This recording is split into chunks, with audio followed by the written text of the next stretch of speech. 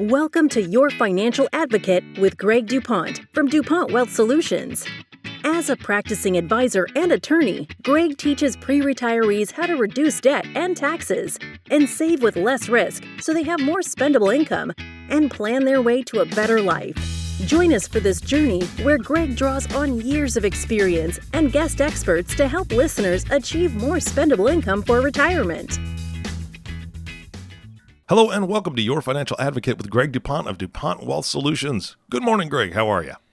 Good morning, Eric. I am doing great. How are you doing today? I am doing fantastic. That's my favorite word to use because really it is a beautiful day. I get to talk to you, and I know that our topic today is it's a fun one. I enjoy this type of podcast because you have spoken to your clients and other people, basically asking them the question, what are you concerned about? What questions do you have, right?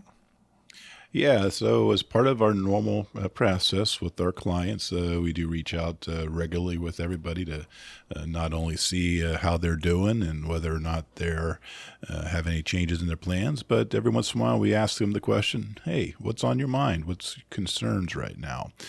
So we can just make sure that we have the pulse of our client base. All right, that sounds good. So what have you found? I have found, not surprisingly, in the timing of our calls, that there was just an overwhelming concern about the political environment. So we're going to address that a little bit today, but try not to get too much down in the muck with that. And there's a lot of muck, isn't there? Let's be honest. Everybody gets a little mucky dirty. Time. Yeah, absolutely. All right, so with the political changes, obviously, we know that there's also tax implications, and there's, all sorts of rules could change depending on who's making those rules. I'm assuming that's all tied into this as well. Yeah, as we addressed in the Biden Our Time episode a little while ago, there are a whole plethora of potential changes in the tax picture going forward that are reasons for people to have some concern about what the future looks like. Greg, you've given me the questions that your clients basically asked you when you surveyed them, and so I'm just going to start asking you these questions. You ready? Sounds like a plan. All right. I know that one of the gentlemen that you spoke to was concerned about how the tax laws will be changing and if Social Security will be available when he's able to retire. What was your answer to that? Well, Eric, that is a common concern for people that are thinking about retirement. The first part of that, how the tax laws will be changing. So we went into great detail in the Biden Our Time episode, and as we will continue to dig into in other episodes, tax law change is inevitable, and most likely the initial effect of that tax law change is going to be the expiration of the Tax Cut and Job Act here in 2025, which will result in an immediate increase of income tax rates across the board. So people do need to be sensitive to how that effective tax rate change is going to automatically reduce many people's take-home pay, in this case, take-home retirement income. So there are ways to plan around that, and we did investigate that with this client. And then with regard to Social Security, what's going to be available when they're able to retire, my own belief on that is that for people that are nearing retirement, the Social Security structure as we know it will not change for them. It just is too big of a social contract for the government to let that fail, to use the popular vernacular from the 2008 area. As regards to people like yourself and myself, we're under the current law about 10 years removed from retirement. That's probably going to change, and we've got to come to grips with the fact that if you are in your mid-50s, what used to be the finish line for receiving Social Security at 67 for you and I, that's probably going to move out to 70 because they do have a gap that they're going to need to fill somehow. And so those are legitimate concerns for people out there that they need to, as we talked about before, maybe pace themselves a little differently, knowing that the finish line is not as close as they think it is. Yeah, absolutely. I know that one of the thoughts or concerns was splitting time in two different states and how that'll affect their retirement, how that's going to affect taxes depending on what state they're in. What do you have to say about that? As people become more savvy and more mobile because they are no longer tied down to their job, many people do look to the snowbirding situation, not just because of the intelligence of leaving a place like you're in right now, where you said -9 or something like that right now. -6 for the high. Yeah, this is fantastic. Yeah, and maybe heading to warmer climates. But not only that for geographical change, but many people do move to other more tax-friendly jurisdictions. And the bottom line is, when somebody does have that dual residency, for most states, it comes down to a matter of proof as to which is your primary residence, being there more than 6 months in a day type of thing, which can be established by where you're paying your utilities, where are you paying to have your car registered, and those type of things. So as, again, you look to maximizing your retirement income dollar, it does make abundant sense for many people. If their kids have moved out of their primary residence and all that stuff, then go ahead and move to another state where you're paying lower income tax rates. Yeah, absolutely. All right. The next person that you spoke to said that they were concerned about the economy as it comes to politics, and we spoke about that a little bit earlier, but he has concerns about his 401k and Roth, and wants to know if there's a safe place to put his money. Also wants to learn about Bitcoins. So that's a lot. What do you say? So I'm going to address a couple of different things with this particular issue, this question. With regard to the 401k and Roth and a safe place to put the money. As we've talked about before, I am an advocate of Roth conversion, of paying the tax man a little bit more now to protect those funds from the long-term increase of individual income tax rates down the road. With regard to safe place to put money, you can hardly have a greater divergence between safe place for money and Bitcoin. Yeah. Bitcoin is a topic of conversation for a whole nother program. But there are a couple of things that I thought were interesting in the context of where we are now, because, Bitcoin is the rage. And that and GameStop, right? This is where we're at in the economy right now, with these wild increases at value. And when we were getting ready for our presentation day, it led me to kind of reflect on gold versus Bitcoin. Because again, this client was talking about safe places, and gold has historically been a hedge against times of tumult like we are in right now. And now we're seeing, to a great extent, the gold bug mindset has moved over to Bitcoin because it is a way to, quote unquote, protect your money against the government, because it's a private enterprise. And when we use the phrase Bitcoin, I'm speaking to as to all this digital currency. Yeah. But when we think about the future of an investment in Bitcoin, not only must somebody be prepared for wild fluctuations in value, but the mindset that is something that is safe because the government has no impact directly on it is a mistaken thought. And the best analogy that I could come up with on that is, the whole idea that the Bitcoin and cryptocurrency is somehow secure from the government. It has been chipped away at when there was a definition of income that now included gains in Bitcoin a few years ago. But, as we look down the road as to all of the changes that could be out there, it to me kind of rhymes with what happened back in the 1930s with gold, when Franklin Roosevelt basically impounded gold from the individual consumer. Mm. And so don't think that if you got your money in Bitcoin, you're somehow going to be safe from the overreach of government, because they can do that. And I can hear an advocate saying, well, they can't do that because the technology.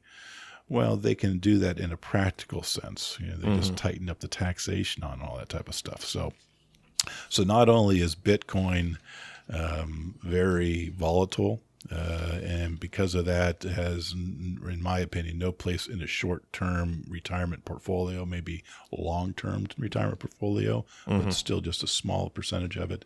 And don't go into it with the thought that it is safe from the government.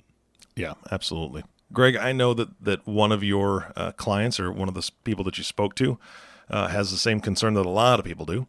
Her concern was the pandemic. And so just really talking about right now, she'd like to hear about how to invest their money to be able to retire in the future. And I know that when the pandemic first hit, entire of 2020, everything was really, really rocky. So I'm sure that that's where this question kind of comes from. The pandemic and the response to it just shows how fundamentally distorted the market is right now, with the complete untethering of the performance of Wall Street from the performance on Main Street. You'll have many people, economists and such, that will assert that that's always been the case. There's always been that disconnect. But now, in the era of activist federal government banks across the world, we're just seeing how this is creating another bubble. There is no doubt in my mind that we are creating two bubbles right now. One in the market, in specific stocks, and two, we're creating another housing bubble again because of the money that is being pumped into the system. So we can't invest in a vacuum. We need to recognize that we have this action taking place that is increasing the value of these assets, and we need to be investing with one eye on those assets that are appreciating and trying to capture as much of that as we can, and the other eye waiting for the shoe to drop. And that's the real challenge where we are right now. Now, for most investors that are trying to do this on their own, then they're best off doing some type of combination of safe, secure investments that have captured some of this win, and then keeping some of it in risk at whatever level they're comfortable on. But it is a difficult balancing act right now. Yeah, absolutely. And it leads right into kind of what we spoke about in the podcast Biding Our Time.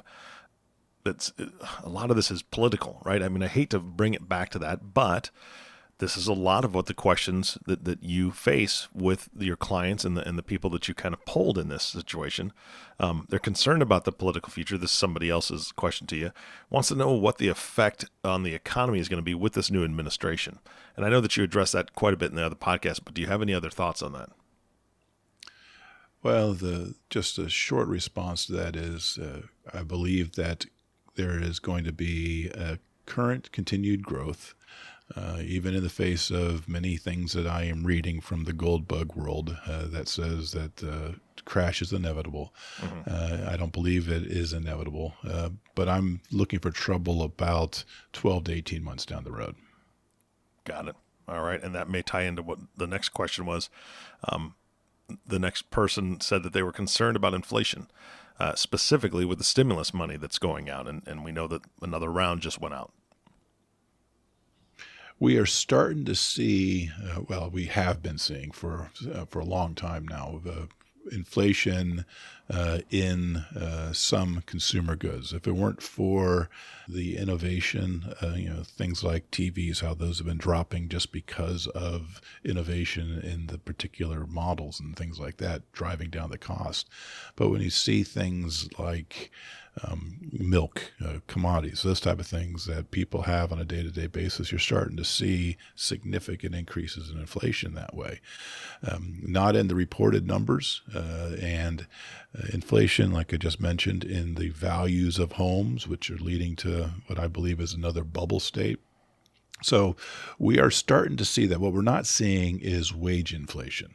But when you look at the rhetoric and the momentum on Capitol Hill, the movement for a $15 an hour federal minimum tax rate or minimum wage, you're looking at the steps to, in the eyes of the current administration, to prevent global warming by cutting down carbon emissions, which in this context means increased cost of energy. So inflation is going to hit us as a result of these actions. And that's where I get my 12 to 18 month kind of perspective on when the trouble's going to start hitting. Got it. Yeah. All right. Again, the next question is, you could call it political because it's really about the government and what's going to happen with 401ks. Their concern is, do they, with the financial unrest, do they stay the course and keep putting money into the 401k? How does that affect their taxes? Is this something, or should they be thinking about something different? They should be thinking about something different. As we've talked about before, I am an antagonist when it comes to the financial industrial complex as represented in my mind by the 401k. It is forcing people to put all their savings energy into this one spot that is creating tax-paying minions for the rest of your lives, leaving people at the risk of increased income taxes in the future. And taken against the backdrop of the trillions of dollars that are tied up in 401k type accounts and accumulated deficit that's going to be approaching $30 trillion before you know it. That's just a sitting target. And you've got to take steps now to start protecting yourself from that. All right. Sage advice. All right. The next question is a little bit different. We're going to pivot. The vaccine, right? I mean, we've heard it's all throughout the news. It is now across the country, slowly but surely, more and more people are getting vaccinated. And they want to know, how is it going to affect our world and if it'll allow us to get back to what we would call normal? So that's part of my concern, Eric, with regard to the 12 to 18 month perspective that I've got as to when I think we're going to start having some problems. That's when we're going to start seeing a combination of new money coming out of Washington and enough people that have either had the vaccine or have had the illness that we're approaching that herd immunity where we're able to get back to some semblance of our normal life and all that pent up energy that has now been put into renovating their basements or what have you, is now going to unleash that consumer money on things like travel and tourism that badly need it. But now that's going to really start flooding into the system at that point in time where, if I think in my own life, I regret that, I haven't been able to cruise, right? But when I go on a cruise to a Caribbean country, I take down money and I take it and it goes into the local economy and it floods out that way. And we're going to start seeing that on our own national and the international basis when people start to come out of this. And that's going to be a real dangerous time for not only our government to manage, but the international governments to manage. Yeah, absolutely. And I mean, I can say that I'm already a part of that because we have a trip planned for September of this year down to Mexico and it's someplace warmer, right? And a beach and water. That'd be great. But I absolutely understand what you're saying because that makes perfect sense. All right. You have another question here from a young lady that would like to know the best way to save for college for a child. Is the 529 really the best way to prepare?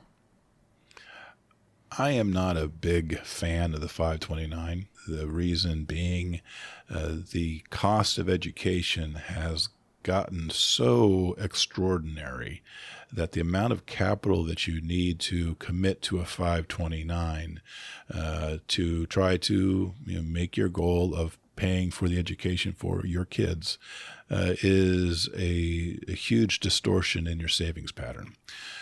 And if you don't need that money for education, then you got to pay a penalty tax to get it out. And when we have what's going on in Washington right now with the change of administration, combined with the unsustainable increase in the cost of education, I think there's a real risk from the saver perspective that if I put money into a 529, that when I need it for the kids, something else is going to be out there that's going to take care of that education cost. Either there's been some free college for everyone type of thing, or frankly, the institutions themselves become outmoded for the main consumer because they're doing things online now. To be prudent to try to save for the eventuality that you do need to pay for college education, if you have it all tied up in 529 and things don't turn out that way because of some of these other things, then you're going to be penalized. So I've looked towards using things like cash value life insurance to try to save for education cost and traditional brokerage accounts and things like that. All right. Our last question for today's podcast comes from a lady, and she's got a lot to think about here. She's concerned about health, right? And the money and planning for the future. So what she's wanting to know is if her investments will make it through her retirement. Obviously, that's a loaded question, so have fun with that one. But mainly because she's worried about the cost of health care. Her specific question is, should I put everything into a Roth? As you said, there's a lot tied up in that question.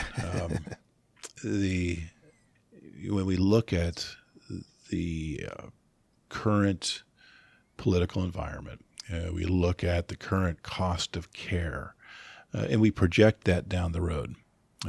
What's going to happen as a result of the change of administration? There is a very high probability that the cost of care is potentially going to be more on the back of the government, subject to them doing some type of recapture of those funds. And that's a whole nother story on how that can happen.